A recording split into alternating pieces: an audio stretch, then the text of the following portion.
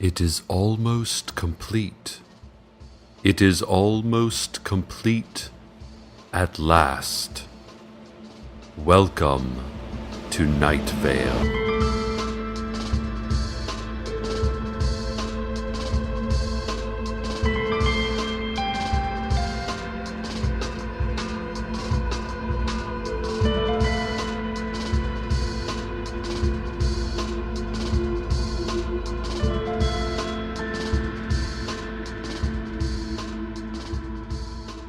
Hello there.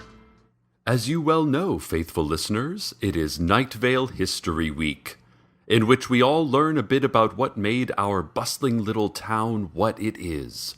Or, as the official motto released by the City Council goes, poke about in the black recesses of the past until it devours our fragile present.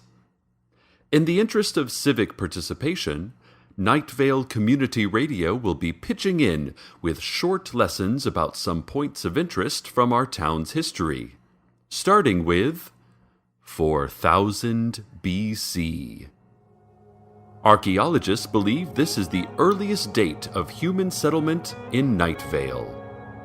Little remains of these ancient inhabitants, except a few cave paintings of their towns and their hunting practices, and of the dark shapes that would watch them in the distance.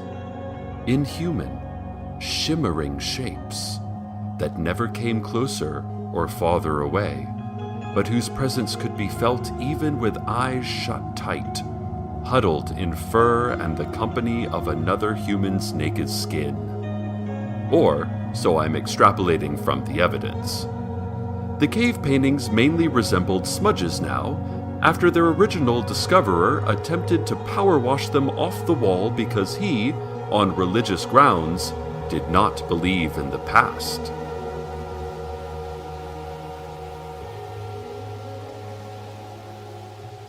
And now, the news. The Night Vale Tourism Board asks that whoever is telepathically assaulting the tourists, please stop. According to the NVTB Executive Director Madeleine Lafleur, there were 2 separate incidents in 1 week of entire tour buses suddenly shrieking in unbridled terror and trying to blind themselves using rolled-up, visitable Night Vale brochures, all to the utter confusion of the bus drivers. Lafleur added, "We just had those brochures printed."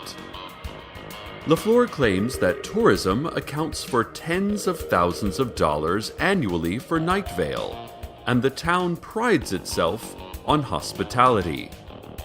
She said if good-hearted families travel to Night Vale only to find their subconsciouses besieged with unforgettable revelations, horrors buried so deep as to be completely indescribable, revealing wholly unbearable new truths, then we certainly can't expect these people to return, let alone leave good Yelp ratings for local businesses.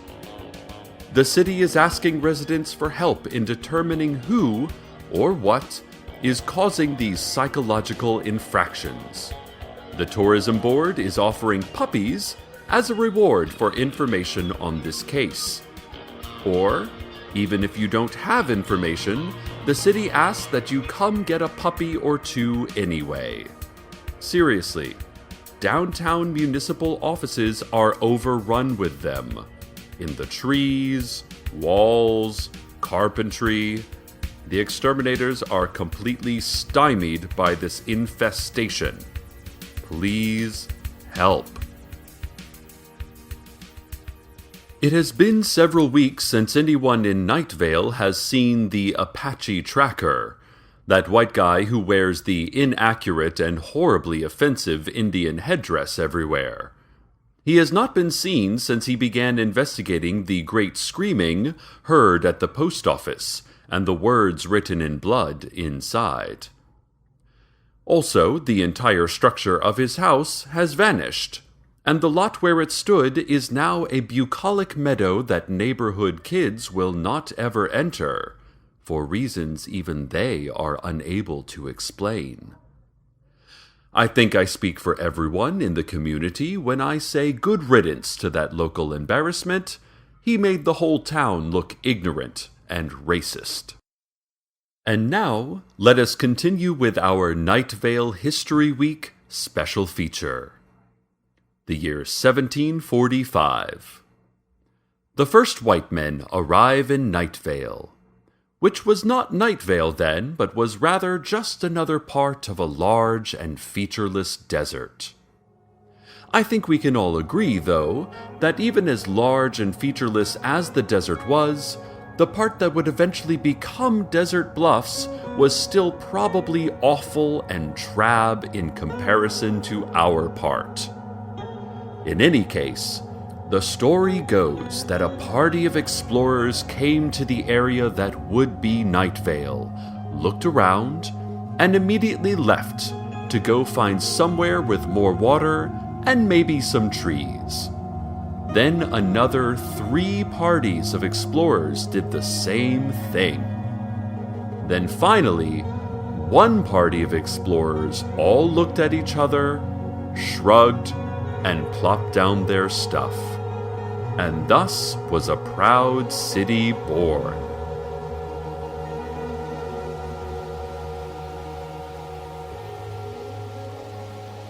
And now, traffic. Crews from the Department of Public Safety will be repainting highway lane markers this week. The common white dashes and double yellow lane dividers will be replaced with colorful ceramic mosaics depicting disgruntled South American workers rising en masse against an abusive capitalist hegemony. The protective steel barriers along curves in the road will be taken down to make room for some really lovely and provocative butcher paper silhouettes of slavery-era self-mutilation, reflective of centuries of slow genocide and dehumanization by Western imperialists, designed by contemporary art darling Kara Walker. Also, exits 15 to 17 along Route 800 will be closed for the next 2 Saturdays because of the biennial Lee Marvin Film Retrospective. So, please watch for working crews this weekend. Lower your speed, and don't forget to tip the DPS shift leaders. 20% of your current mileage is standard. Lack of tipping is the leading cause of sinkholes in the U.S. The year 1824.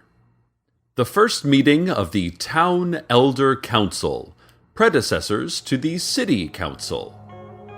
Picture them. Crimson robes and soft meat crowns, as was traditional at the time, setting the groundwork for the splendor of today's Night Vale. A number of elements of our modern civic process were invented in that single 3-hour meeting, including the City Council membership, since unchanged, the lovably Byzantine tax system, as well as the system of brutal penalties for mistakes, and the official town song, chant, and moan. All records of this meeting were destroyed, and, according to a note being passed to me just now, I am to report to City Hall for re-education effective tomorrow morning. Oh dear. The results of a recent survey of Night Vale residents came to light this week. The study found widespread dissatisfaction with our town's public library, and when considering the facts, it's easy to see why. The public computers for internet use are outdated and slow. The lending period of 14 days is not nearly long enough to read lengthier books, given the busy schedules of all our lives. The fatality rate is also well above the national average for public libraries. The library Bloodstone Circle does not appear to have seen any maintenance or cleaning in some time. there are reports of a faceless specter moving about the biographies section, picking off lone browsers one by one. And that biographies section, by the way, is far too small and has been oddly curated, containing 33 copies of the official biography of Helen Hunt and no other books. From top to bottom, the public library is a disgrace to our fair city, and I can only hope our city council does something about that soon.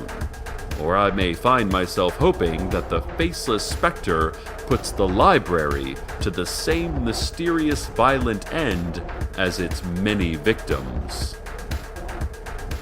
Night Vale High won the grudge match against the Desert Bluffs Vultures last night.